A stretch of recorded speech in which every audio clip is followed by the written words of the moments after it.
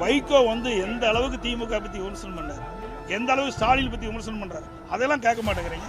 அதெல்லாம் உங்க தொலைக்காட்சியில் போட மாட்டேங்கிறீங்க. அதோட பேசின எந்த தலைவருமே பேச கிடையாது. அவ்வளவு மோசமா பேசின அந்த வைகோ வந்து ஸ்டாலினோட இணைஞ்சார். அதுக்கு பிறகு காங்கிரஸ் எந்த நிலையில் இருந்தது? எமர்ஜென்சி கொண்டு வந்தாங்க. அப்புறம் மிசா சட்டத்தை கொண்டு வந்தாங்க. அப்பொழுது திமுக என்ன சொல்லிச்சு? எமர்ஜென்சினால மிசா சட்டத்தில் நாங்களாம் சிறைக்கு போனோம், படு துன்பத்தை அனுபவிச்சுன்னு சொன்னாங்க. அதோட இன்னொரு வேடிக்கை, மேல் தளத்தில் ரெய்டு, அறிவாலயத்தில் மேல் தளத்தில் ரெய்டு, தரைத்தளத்தில் கூட்டணி. அப்படிப்பட்ட கட்சியெல்லாம் கூட்டணி அமைக்கின்ற பொழுது எங்களுக்கு எந்தவித ஒரு சங்கடம் கிடையாது, மன வருத்தம் கிடையாது. ஒருமித்த கருத்தோட நாங்கள் செயல்படுறோம்.